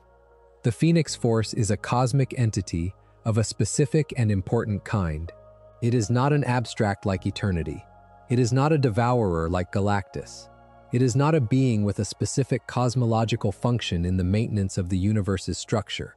It is something closer to a living evolutionary engine, an immortal and immutable force of life, passion, and change that seeks out beings with extraordinary psychic or mutant potential and offers them something close to apotheosis. Its first true appearance was in X-Men issue 101 in October of 1976, created by Chris Claremont and Dave Cockrum. It manifested initially through Jean Grey of the X-Men, and its most famous story remains the Dark Phoenix saga, X-Men issues 129 through 138, published from January through October of 1980, written by Chris Claremont with art by John Byrne. That storyline is considered one of the greatest American superhero stories ever written, and it holds that reputation because it treats the corruption of Jean Grey by the Phoenix Force as a genuine tragedy rather than a simple villain story. Jean Grey, as the Phoenix, does not become evil in the way that a character who is simply taken over by a villain might become evil. She becomes something else. A consciousness so expanded by the Phoenix Force that the scale of human suffering no longer registers on the same emotional plane that it always had. She destroys a star system with billions of inhabitants because she is hungry, not because she wants to hurt them. The horror of the Dark Phoenix is not malice. It is the absence of the limitation that made caring possible. This is the Phoenix Force's fundamental danger. It makes its host too powerful to remain connected to the human scale of things. The thing that makes a human being a moral agent, the recognition that others suffer, that actions have consequences, that suffering matters, depends on a certain kind of bounded perspective. When the boundaries are dissolved by cosmic power, the moral framework that depends on those boundaries dissolves with it. The Dark Phoenix saga ends with Jean Grey's death, specifically with Jean choosing death rather than allowing the Phoenix Force to continue acting through her. She dies on the moon, surrounded by the X-Men. The way Chris Claremont and John Byrne wrote it, the way the other X-Men are unable to stop her, unable to save her, able only to witness, gives the ending the weight of a real loss. Jean Grey died because there was no other way to stop something too large for anything less than death to contain. The Phoenix Force itself did not die. It never does. It is cosmic, which means it is cyclical, which means it returns. But the story of Jean Grey and the Phoenix remains the template against which all subsequent Phoenix stories are measured, and none of them have quite matched the specific tragedy of the original. Between the cosmic entities that represent pure force and the mortal heroes who navigate the space those forces create, there is a category of cosmic construct, objects rather than beings, or objects that become beings, that has shaped the mythology in ways that are easy to underestimate. The cosmic cubes are the most important of these. The first Earth cosmic cube was created by AIM, the Advanced Idea Mechanics, Marvel's fictional scientific terrorist organization, in Tales of Suspense issue 79, published in July of 1966. The scientists involved did not know what they were accessing when they tapped into the energy source that powers the cube. They knew it was extraordinarily potent. They knew it was responsive to mental direction. What they did not know, or at least what later comics filled in for them, was that they were drawing from a domain connected to the Beyonders, beings from outside the multiverse, with power levels that exceed the abstracts. A cosmic cube grants whoever holds it the ability to reshape reality according to their will. This is not a metaphor. The wielder thinks a thing, and the thing becomes true. Armies appear. Planets change. People become different versions of themselves. The power is not gradual or partial. It is instantaneous and complete. The only limitations are the limitations of the wielder's imagination and will. Cosmic cubes do not remain inert objects forever, though. They learn. They evolve, they accumulate awareness from the consciousnesses of their users, and eventually, they become aware themselves. The Shaper of Worlds began as a cube, created by Skrull scientists and imprinted with the personality of a megalomaniacal emperor. The original Earth cube evolved into Kubik, a benevolent cosmic being, curious and gentle, carrying the accumulated experience of all the minds that had touched it without being defined by any single one of them. This evolution is the thing worth holding on to. Power does not determine character. The cube that became Kubik was the same object that various villains had used for conquest and domination. The power stayed the same. The consciousness that formed around it determined what the being became. The Shaper became a dream machine, restless and grand, because the first mind it was imprinted on was restless and grand. Kubik became gentle and thoughtful because the minds that shaped it were, in aggregate, more gentle than not. The question that cosmic cubes ask, implicitly, in every story they appear in, is whether the will that power amplifies is the will we would choose to have amplified. The cube does not corrupt. It does not improve. It reflects and magnifies. Whatever you bring to it, it gives you more of. Now, having established the players, the beings, the forces, the constructs, the entities, the stories in which these elements come together deserve attention. The storylines that brought Marvel's cosmic mythology to full expression are not merely events. They are the moments when everything that had been built over decades resolved into something that felt, briefly, like the full shape of what all of it had been for. The Galactus trilogy remains the origin. Fantastic Four issue 48 through 50, published in March through May of 1966. Stan Lee and Jack Kirby. The first extended portrayal of Galactus, the introduction of the Silver Surfer, and the first time Marvel's superhero narrative explicitly confronted something so large that conventional heroism was insufficient to address it. The Fantastic Four do not defeat Galactus in any direct sense. They survive him. Reed Richards activates a device called the Ultimate Nullifier, a small silver artifact retrieved from Galactus's own ship by the Human Torch after a desperate journey through Galactus's home base. The Nullifier does not simply threaten Galactus. It threatens to destroy Galactus, along with everything else in the universe if used, including whoever holds it. The threat is total and mutual. Galactus, calculating that the cost of taking this world exceeds the value, withdraws. He leaves. He returns the Silver Surfer's board, and he goes. This resolution is not a defeat. It is a negotiation conducted under threat of mutually assured destruction. The heroes did not win.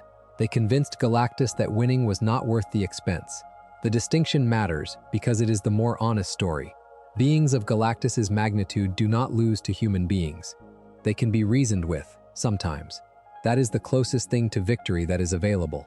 The Infinity Gauntlet event of 1991, 6 issues, written by Jim Starlin, with art by George Perez for the first issues and Ron Lim for later ones, is the culmination of the cosmic mythology that Starlin had been building since his first work on Captain Marvel in the early 1970s. Thanos acquires the 6 Infinity Gems in the Thanos Quest, fashions them into the gauntlet, and uses them to erase half of all life in the universe, a gesture intended to please death. The battle that follows is genuinely staggering in its scope.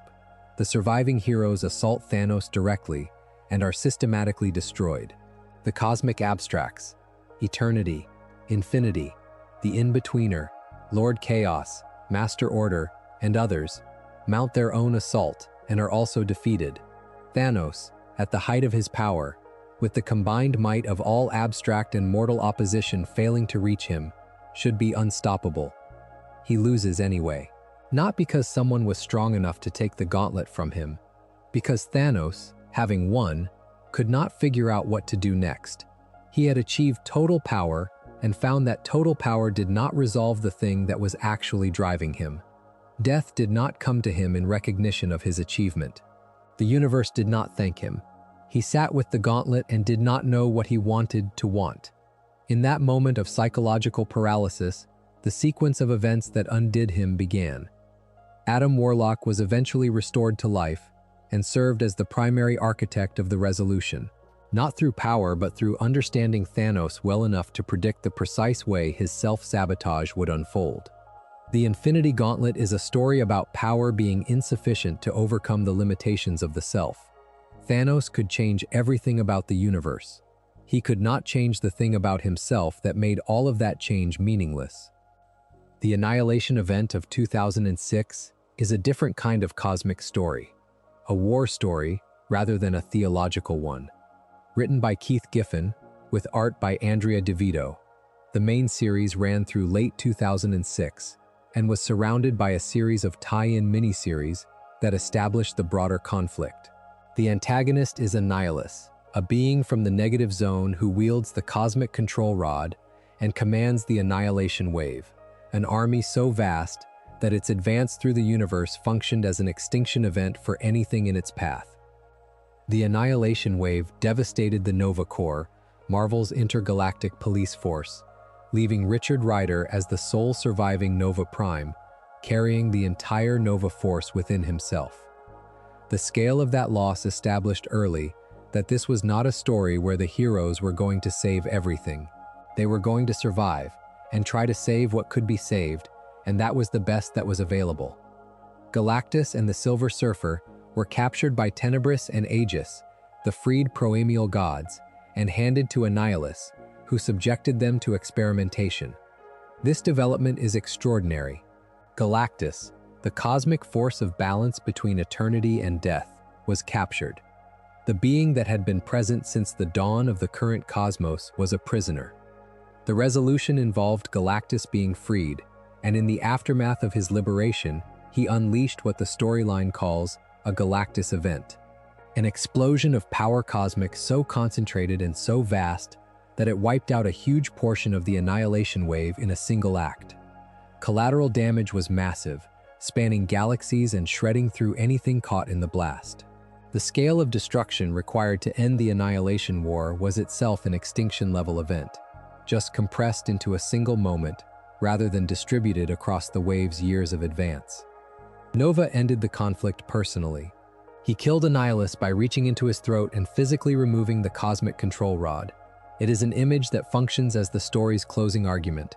The cosmic war resolved by a human being doing something essentially visceral and direct, in defiance of every scale of conflict that preceded it.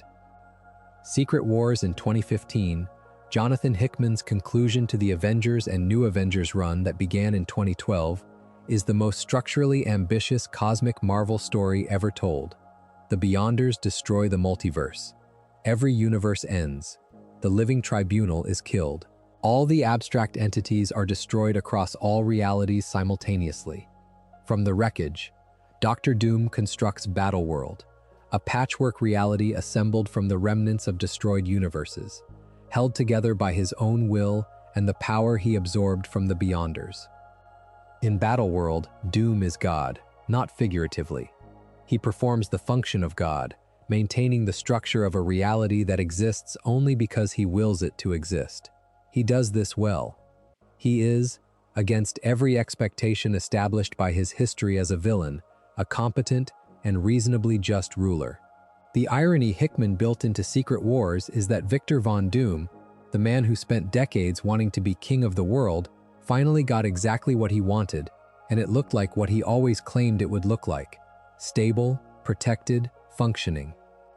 The Eighth Cosmos emerged from the resolution of Secret Wars, and it carries within its structure the memory of having been completely destroyed and rebuilt. The abstract entities of the Eighth Cosmos know something that the entities of the previous cosmos never had occasion to know: that the universe can end, that the hierarchy that seems permanent is contingent, and that the beings who hold the structure together can fail. That knowledge changes what they are, in ways that future Marvel storytelling will presumably continue to explore. The Marvel Cinematic Universe has engaged with the cosmic mythology with varying depth and varying fidelity to the source material. Some of the adaptations are excellent, some are simplifications. All of them are valuable as data points in the question of which elements of the cosmic mythology translate to film and which resist translation. Guardians of the Galaxy in 2014 introduced the cosmological scale of the cinematic universe in a way that the earlier films had gestured toward, but not established. The Power Stone was presented with enough backstory to establish that the Infinity Stones were ancient, powerful, and connected to something larger than any individual's plan. Nohir appeared as a working mining colony built inside the skull of a dead celestial. The film did not dwell on this detail, but the image landed regardless. A skull so large that you can build a city in it communicates scale more efficiently than any amount of exposition. The Celestials themselves were expanded significantly in the Eternals film in 2021. Director Chloe Zhao and her co-writers built a cinematic interpretation of the Celestials' cosmological function that is more legible to a film audience than the comics version, replacing the complicated genetics and judgment storyline with a more direct concept of planetary nurseries and celestial emergence. Erisham is an impressive design, vast, angular, clearly ancient, and rendered in a way that communicates alien intelligence without suggesting humanoid psychology. Thor: Love and Thunder in 2022 brought eternity into the cinematic universe in a way that was brief but significant. Gore the God Butcher, played by Christian Bale, sought to reach eternity and use a wish to kill all gods. He accessed the domain of eternity using Stormbreaker, Thor's axe, as a key, because Stormbreaker is connected to the Bifrost and through it to higher dimensions of the cinematic cosmology. The scene at the Gates of Eternity showed visual representations of several cosmic entities as architectural presences rather than active characters. Gore, having finally reached eternity with the power to achieve exactly what he had pursued for the entire film, chose instead to wish for the resurrection of his daughter. That pivot, from genocide to resurrection, from the desire to destroy all gods to the desire to save one small person, is one of Love and Thunder's best moments. It works because it is grounded in what the Gore storyline had always been about. A father whose faith in the gods was destroyed when he could not save his child, and who ultimately found, at the moment of absolute power, that what he actually wanted was not revenge, but recovery. The cinematic universe has scattered nods to the Living Tribunal across several projects. Mordo's staff in the first Doctor Strange film is referred to as the Staff of the Living Tribunal in tie-in material. A broken statue head reading as the Tribunal appears in the Void in the first season of Loki. And in Doctor Strange in the Multiverse of Madness in 2022, as Strange and America Chavez tumble through the multiverse, they pass through a universe filled with towering Living Tribunal statues. None of these are the character stepping into the story as an active player. They are the film telling you that this larger structure is there, without pulling it into the plot at hand. Agatha All Along in 2024 gave the cinematic audience the fullest portrayal of a major cosmic entity to date in a television context. Aubrey Plaza's Rio Vidal was revealed in the 7th episode, titled Death's Hand in Mine, to be Death herself. The Witch's Road that structured the series was, in this reading, a path through the relationship between mortal magic users and the cosmic principle of mortality. Plaza brought to the role exactly what it needed: a specific quality of interested detachment, of someone who has experienced more endings than she can count, and finds each new one quietly significant rather than dramatic. Death, in this portrayal, is not a villain. She is not quite an ally either. She is the fact of mortality, wearing a face, watching the people on the path with something that is very close to care. The cinematic universe has not yet directly adapted the Thanos and Death relationship from the comics. The film version of Thanos, as played by Josh Brolin across several films, operates with a utilitarian rather than romantic motivation, which is a fundamentally different character. The film Thanos believes in population control. The comics Thanos believes in impressing a cosmic personification he is in love with. These are not the same person. The cinematic universe made a creative choice to translate Thanos into a form that works in a film narrative for audiences who have not read the comics, and that translation required simplifying the motivation. The result is a character who is compelling on his own terms. The comics version is stranger and, in some ways, more honest about what nihilism actually looks like when it takes the form of a personality. There is a version of the Infinity Gauntlet story that most people do not think about, and it is the one that came immediately after. In 1992, Jim Starlin returned to the cosmic mythology with a 6-issue limited series called Infinity War, not to be confused with the 2018 Marvel Cinematic Universe film of the same name, which drew from it very loosely. The 1992 Infinity War was a different kind of cosmic event, and it involved a being that is one of the more psychologically interesting figures in Marvel's entire cosmological lineup.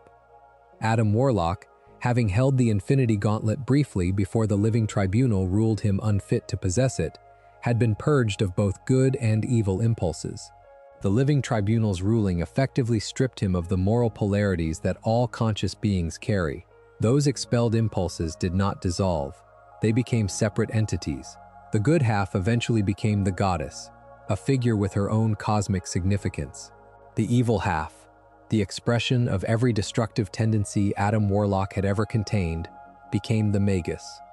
The Magus is Warlock's dark future self in one timeline, and his expelled darkness in another, and the fact that both of these things are true simultaneously says something real about what Starlin was building.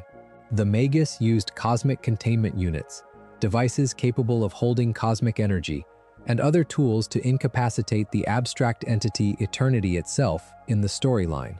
Not destroy it, incapacitate it. The collective awareness of the universe was rendered temporarily inert, which meant that the universe itself was, in a meaningful sense, unconscious while the Magus pursued his goals. This is not a plot detail that should be moved past quickly. Eternity being neutralized means that time, as a governing force of reality, was compromised. The cosmos continued to function mechanically. Stars still burned, planets still orbited, but the awareness that underlies the functioning was gone. It is as though the universe had a seizure. Everything the abstract entities do when they are functioning normally, the constant subtle maintenance of cosmic balance, was suspended, and the effects of that suspension were building throughout the Infinity War storyline. The resolution of Infinity War involved Thanos again, who was operating this time as an ally against the Magus rather than as the primary threat. The relationship between Thanos and Warlock, enemies, mirrors, reluctant collaborators, is one of the recurring structural tensions in Marvel's cosmic mythology, and Infinity War is where it becomes fully explicit. They are not friends, they are not reconciled, they recognize in each other something that neither of them can find in anyone else. A peer, someone who has seen the same things, understood the same truths, and arrived at opposite conclusions. The conversations between them in these storylines carry a specific weight that the action around those conversations does not. The year after Infinity War brought Infinity Crusade, which involved the Goddess, the expelled good half of Warlock, gathering spiritually inclined heroes and weaponizing their faith as a device for cosmic destruction. The Crusade is less well remembered than the Gauntlet or the War, but it completes the trilogy of consequences that followed from the single decision to purge Warlock of his extremes. Goodness, stripped of its counterbalancing darkness, becomes fanaticism. Evil, stripped of its counterbalancing light, becomes the Magus. The Living Tribunal made a judgment call, and that call produced two cosmic threats where there had been one cosmic hero. There is something very honest in that outcome. Moral purification, in Marvel's cosmic framework, is not a solution. It is a redistribution of the problem. The darkness does not go away because you cannot feel it anymore. It finds somewhere else to be. The Infinity Event in 2013, written by Jonathan Hickman, with art by Jerome Openna and others, published across a main series with extensive tie-ins, is the last major cosmic event before Secret Wars dismantled everything. It contains a structural choice that is worth examining carefully. It is simultaneously two different kinds of cosmic story happening at the same time, and the two stories never quite touch until the very end.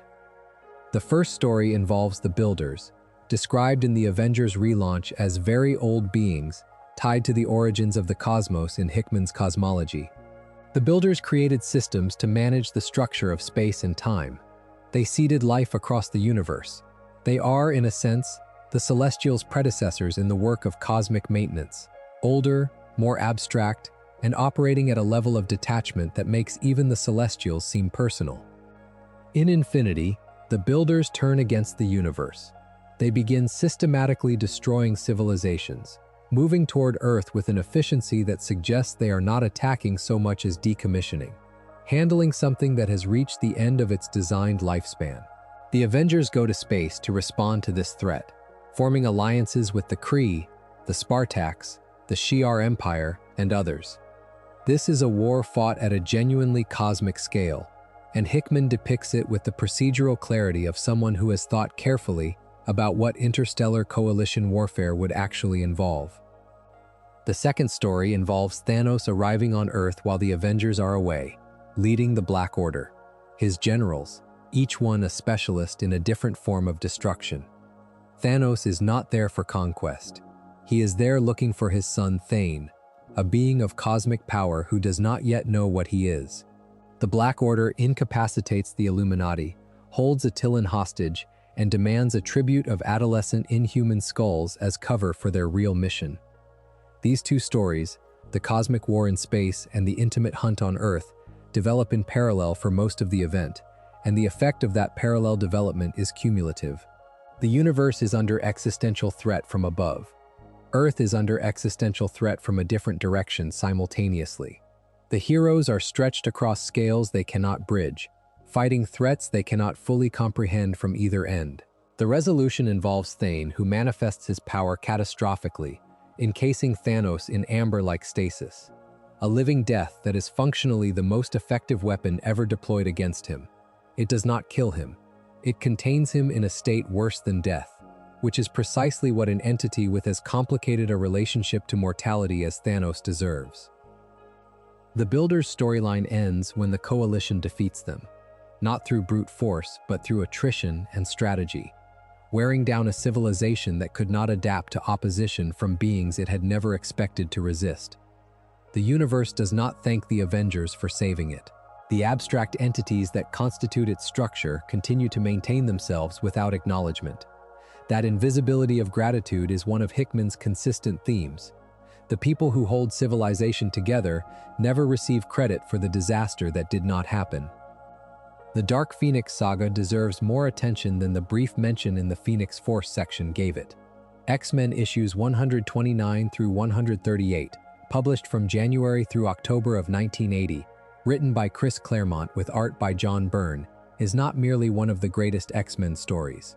It is one of the most coherent examinations of what unlimited power does to the architecture of a personality that superhero comics have ever produced.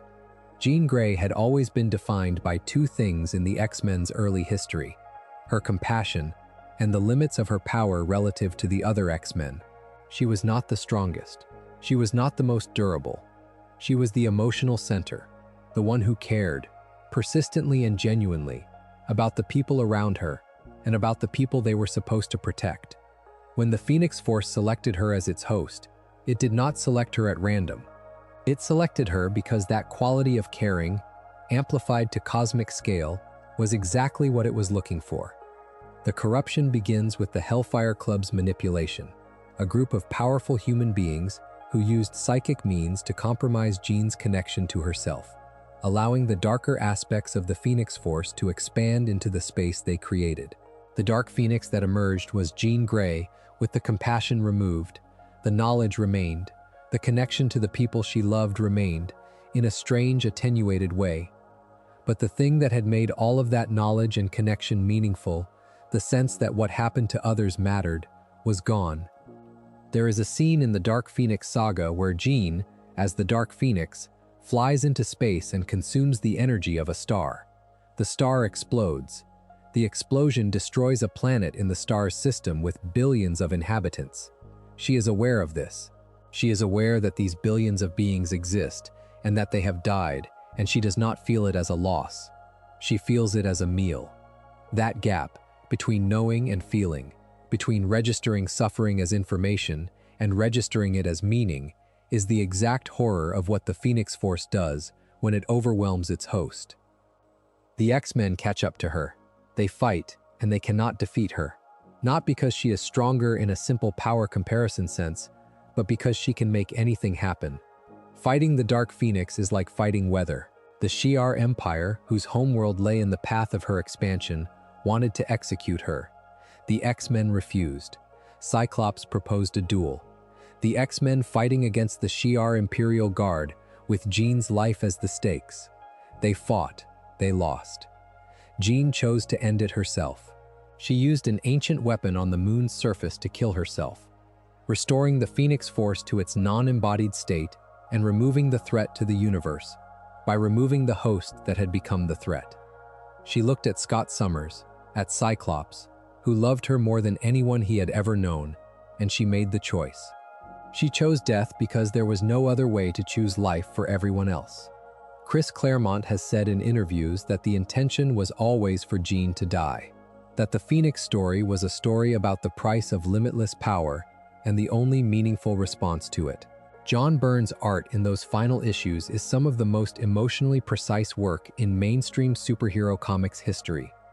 The way the other X-Men are drawn, standing helplessly, unable to intervene, able only to witness, the specific postures of people who love someone and cannot save them, captures something about grief that most superhero art never approaches. Jean Grey's death in X-Men issue 137, cover dated September of 1980, was not undone for years. It was eventually revealed that the Phoenix Force had made a copy of Jean, that the real Jean had been in a stasis pod at the bottom of Jamaica Bay, but this revelation, while complicating the story, does not entirely undo its emotional resonance. The copy of Jean Grey, the one who burned and died, experienced everything that the original Jean Grey would have experienced. She loved the people Jean loved. She feared what Jean feared. She chose death as Jean would have chosen it. Whatever metaphysical technicality distinguishes copy from original, the copy's death was a death that mattered. This is what the Phoenix Force does to every story it enters. It raises the stakes of personhood until the question of what makes a self becomes unavoidable. Jean Grey, the Phoenix Force, and the copy of Jean Grey are three entities with overlapping claims to the same identity, and the saga does not resolve that question tidily. It lets it remain open, because it is a question that does not have a tidy answer. The concept of cosmic awareness is worth examining as a connecting thread through many of these entities and stories. It is not a power in the conventional sense, not strength, not energy manipulation, not reality warping. It is perception, an expansion of consciousness to a scale at which the patterns of existence become visible at a level that ordinary awareness cannot access. Mar-Vell, the original Captain Marvel, was granted cosmic awareness by Eon as part of his appointment as protector of the universe. Quasar inherited a version of it. Silver Surfer has aspects of it through the power cosmic. Adam Warlock, through his connection to the Soul Gem, has accessed something adjacent to it. The higher cosmic entities, eternity, infinity, the abstracts, possess it as a fundamental condition of their being rather than as a separate ability. What cosmic awareness does, narratively, is allow the characters who possess it to understand the full scale of what they are dealing with. Not to be superheroic in the conventional sense, but to perceive the true dimensions of a threat, to see the cosmic event behind the local catastrophe, to understand the pattern that the individual instance is part of. This makes characters with cosmic awareness useful not because they can necessarily stop the thing they perceive, but because they can accurately describe it to others. They are the translation layer between the scale at which cosmic events happen and the scale at which heroes can act. There is an underappreciated loneliness in cosmic awareness. To perceive the full scale of existence, to know, constantly, how many beings are living and dying across how many worlds, to understand the patterns of cosmic balance shifting and adjusting, to feel the weight of galactic events the way a normal person feels weather, is to be permanently separated from the ordinary emotional register in which most beings live. The characters in Marvel's cosmic mythology who carry this awareness often struggle with the same basic problem. They know too much to be naive, and the knowledge makes the smaller-scale connections of ordinary life feel simultaneously precious and heartbreaking. This is why Silver Surfer is, to my mind, the most genuinely tragic figure in Marvel's cosmic mythology. He did not seek cosmic awareness. He sought to protect his world and the woman he loved. He became a being of extraordinary power and extraordinary perception, trapped first on Earth by Galactus's punishment and later in the cosmos itself by his inability to return to the ordinary life he gave up. He surfs between stars and carries within him the full weight of what he perceives, and he cannot share that weight with anyone who would fully understand it, because the people who might understand it, Galactus, the abstracts, the other cosmic entities, experience the same things so differently that the sharing would not really be sharing. Norrin Radd looked at the stars from Zenn-La and saw possibility. The Silver Surfer looks at the same stars and sees everything that is happening in them, all at once, forever. That is not the same person. The transformation Galactus performed was complete. What was lost in that transformation, the ordinary scale of feeling, the ability to be affected by things without understanding them too well to be moved, was something Galactus's power cosmic could not replace. The relationship between the cosmic entities and the mortal heroes who encounter them has a specific quality across the best of these stories, and it is worth naming before the final consideration. The cosmic entities do not save the heroes. They do not swoop in and resolve the crisis that the heroes could not resolve themselves. What they do, when they interact with mortal characters at all, is provide context. They expand the frame of reference within which the hero must act. And having an expanded frame of reference does not make the decision easier. It makes it harder, because the full weight of consequences becomes visible. When Eternity appears to Doctor Strange in the Ditko-era Strange Tales issue, it is not to give Strange power. It is to confirm that Strange's situation, his reality, his crisis, what he has been fighting, is real and significant and worth fighting. When the cosmic entities attack Thanos during the Infinity Gauntlet, they are not there to win. They are there to demonstrate, concretely, that the scales of power have been overturned in a way that destabilizes everything. Their failure is the proof that something new is needed. The mortal characters, Strange, Warlock, the Surfer, Quasar, do not win because they are more powerful than the entities they face. They find solutions that exist outside the category of power entirely. Strange convinces, Warlock predicts, Quasar sacrifices, the Surfer feels. The solutions are always rooted in the specifically human, or specifically personal, capacity for connection that the abstract entities, by definition, cannot deploy. This is the deepest argument Marvel's cosmic mythology makes about the relationship between scale and significance. The universe is incomprehensibly large, the forces that govern it are incomprehensibly powerful, and the smallest choices, made by the smallest beings, at the most personal scale, the choice to feel compassion for the right person at the right moment, the choice to sacrifice without guarantee of recognition, these choices move the cosmic needle in ways that all the power of eternity and infinity and the assembled abstracts cannot replicate. The Silver Surfer chose to help humanity not because he ran a calculation and determined it was optimal. He did it because Alicia Masters showed him something that his cosmic awareness had not prepared him for. The specific texture of a human life, lived at the intimate scale of its own concerns. That experience broke through everything the power cosmic had made him, and made him, for a moment, simply the being he had been before Galactus found him. Galactus noticed. He always notices. And he punished the Surfer not out of cruelty but out of recognition. If you are going to feel things at that scale, you cannot be trusted to find planets that need to be consumed. You will always find a reason not to. The punishment was an acknowledgement of what had happened to Norrin Radd. The thing that the power cosmic could not overwrite, the thing that cost him his freedom. That is not a small thing.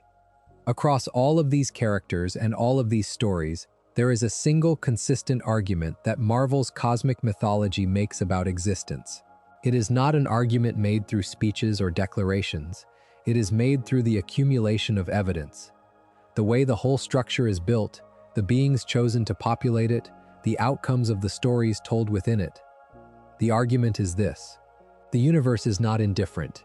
The hierarchy of abstract entities, the structural relationships between eternity and death and infinity and oblivion, the repeated involvement of cosmic beings in the affairs of mortal heroes, all of it points in the same direction. Something, at the highest level of the Marvel cosmos, is paying attention. Something cares whether this continues. The One Above All, depicted with the face of Jack Kirby, is not merely a visual tribute.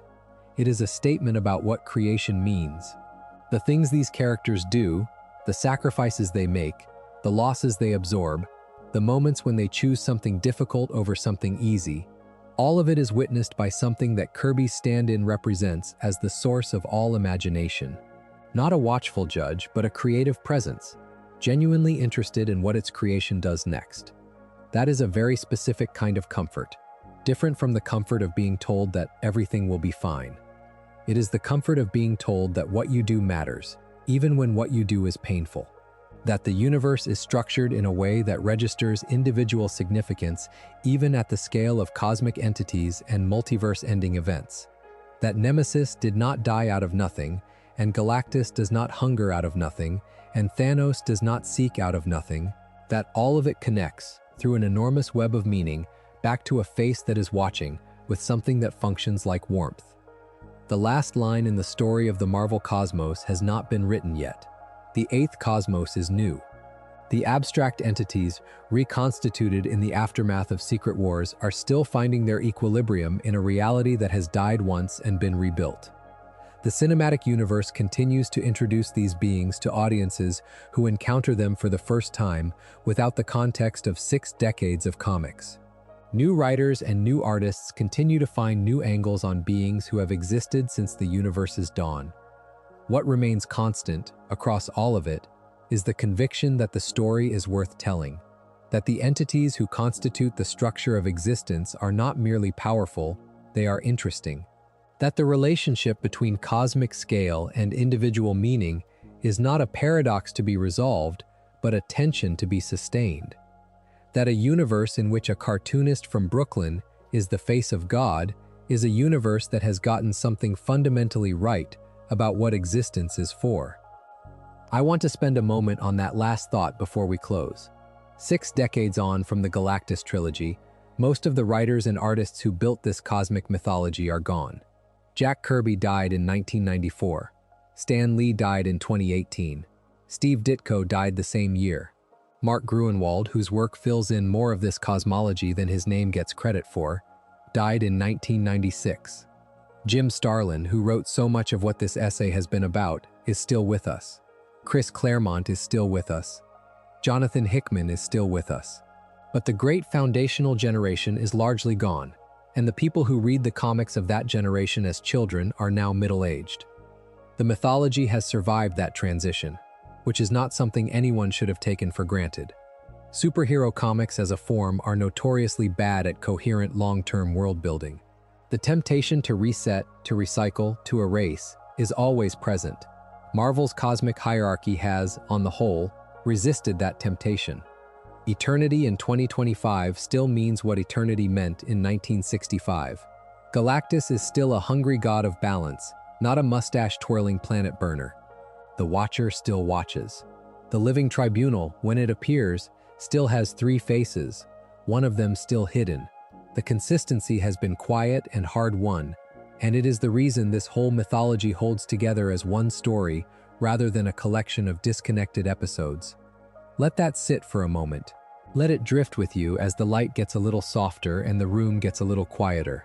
Somewhere above the ordinary weather of the day, somewhere above the Living Tribunal and the pillars of eternity and death, there is a face that has been watching all of this the whole time, and it is not looking away. That is the thought I want to leave you with tonight.